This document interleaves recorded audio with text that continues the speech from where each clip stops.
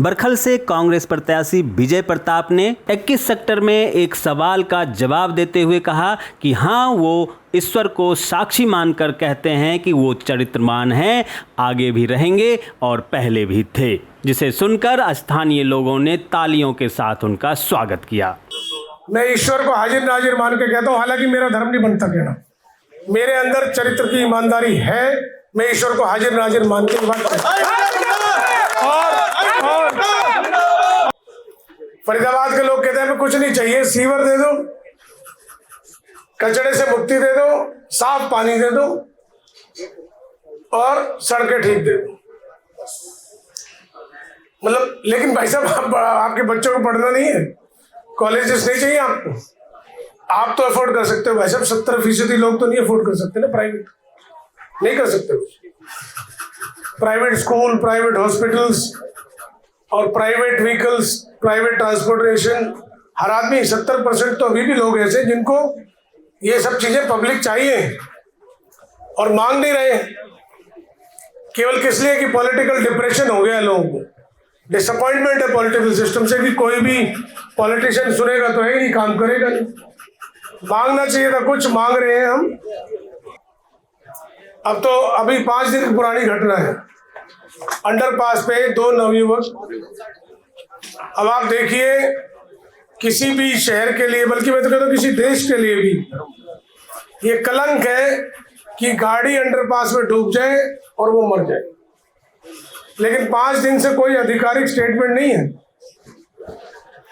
और इसमें rocket science ये थी, प्रधान जी, रॉकेट साइंस ये थी कि आपको एक जनरेटर रखना है, उसमें डीजल होना चाहिए और थंब रूल है कि जहां भी अंडरपासेस है वहां पर आपको एक एम्प्लॉय बारिशों में 24 घंटे चाहिए।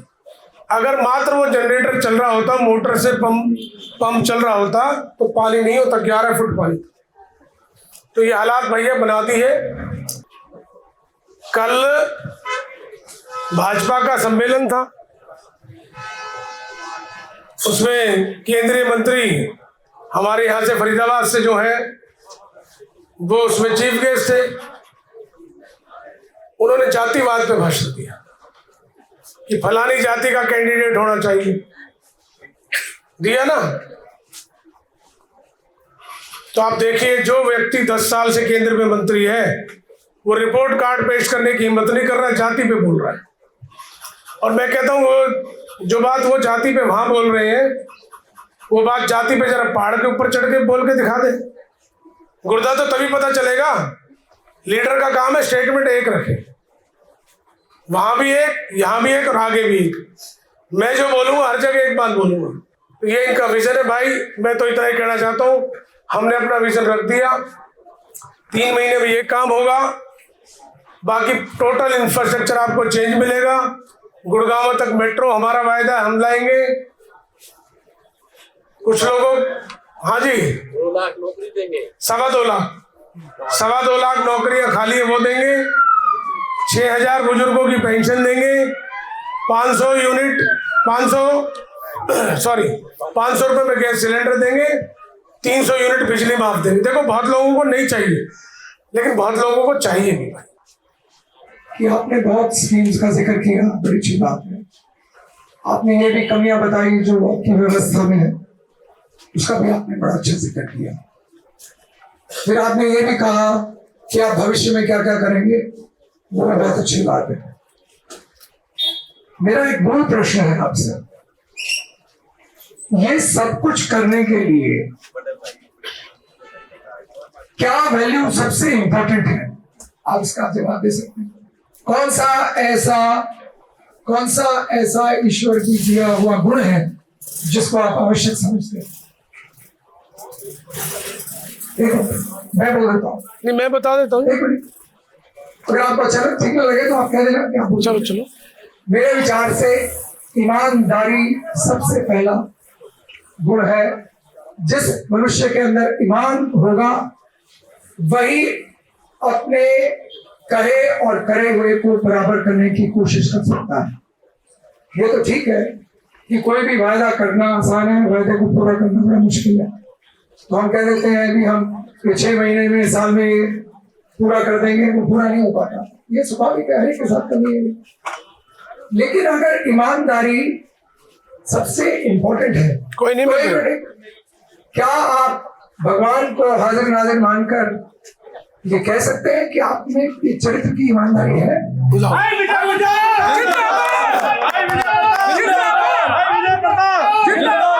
देखो डीसी साहब हमारे बड़े भाई हैं, मैंने हमेशा इनकी बहुत रेस्पेक्ट भी की है, लेकिन इनकी बात भी ठीक है।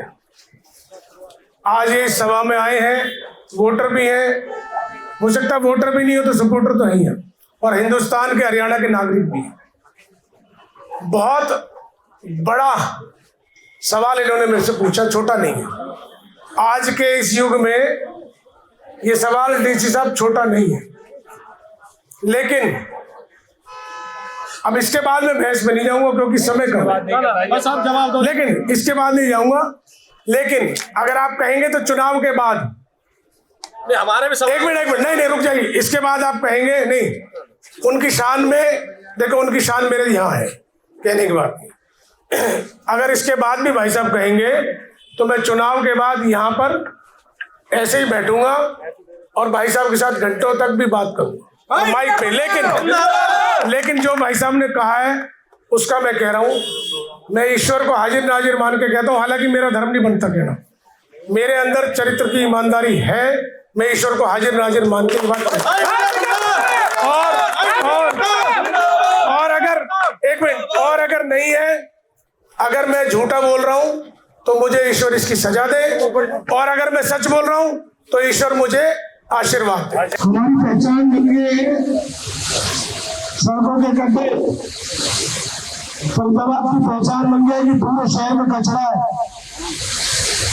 फरीदाबाद की पहचान है कि 6 टोल है इसके अंदर, और फरीदाबाद की पहचान बन जाएगी जो जल भराव की नगरी है। आधा घंटा बारिश ये शहर छोड़ नहीं सकती, आधे घंटे बारिश होती है, लोग 1-2 घंटे लेट हो जाते हैं अपने घरों में पहुंचने के लिए, वो पुल पार नहीं कर सकते उस दौरान। ये हालात आप देखिए, ये हमारी पहचान बना दी वो भी तब आपकी कॉर्पोरेशन एक फाइल 250 करोड़ के घोटाले करे। और आपको याद होगा कि कॉर्पोरेशन के दफ्तर में आग लगी थी, ऐसी 25 फाइल थी 200-250 करोड़ के घोटाले की, कम से कम 25 फाइलें थी जो उसमें जलाई गई। क्यों? पिछले 10 साल में कॉर्पोरेशन का जो कंबाइंड बजट है वो 20,000 करोड़ रुपए, आपको शहर में 20,000 करोड़ दिख रहा है कहीं ना कहीं। फरीदाबाद के 8 कॉलेजेस हैं सरकारी, जो 6 जिसमें से एक मेरे दादाजी के हाथ का है, 5 चौधरी महेंद्र प्रताप जी जब मिनिस्टर एमएलए ने उस समय के बोले, 5 मैं गिना सकता हूँ। गवर्नमेंट कॉलेज लड़कियों का, मेडिकल कॉलेज भी, मेडिकल कॉलेज एसी चौधरी साहब मिनिस्टर थे, बोला वो भी कांग्रेस, एसी चौधरी जी मिनिस्टर थे, बोला तो एक भी कॉलेज बीजेपी के टेन्योर का नहीं है, एक भी। तो हमारा ये विजन है कि हमारा शहर वापस नंबर 1 आए, हमारा भड़कल वापस नंबर 1 बने, ये मेरा ड्रीम है। और मैं प्रतिबद्ध हूँ, आपके प्रतिनिधि बनने के बाद मैं प्रतिबद्ध हूँ कि मैं अपने वायदों को पूरा करूँ। सबसे पहले तो हम इस शहर के नरक को दूर करेंगे, 3 महीने के अंदर आपको यहाँ पर सड़कों पे बहता हुआ सीवर, जल भराव, सड़कों पे कचरा, सड़कों पे गड्ढे, ये नहीं मिलेंगे 3 महीने। और 3 महीने के अंदर सभी के यहाँ स्वच्छ पानी पहुंचे। ये मुश्किल काम नहीं है, कोई जादुई काम नहीं है, कोई रॉकेट साइंस भी इसमें नहीं है। मैं पिछले प्रोग्राम में बैठा था, हमारे कार्यकाल में एक बहुत ही सिंसियर जेई थे, रिटायर्ड हो गए, वो सामने बैठे थे। मैंने उनसे पूछा, जेई साहब मैंने कुछ ज्यादा तो नहीं बोल दिया, पुरानी कहावत है ना, तो नाप दिया भाई इतना लंबा मास था बादलों तक जाकर, तो कहते कुछ कम कर लो, बोले इससे कम नहीं हो सकता।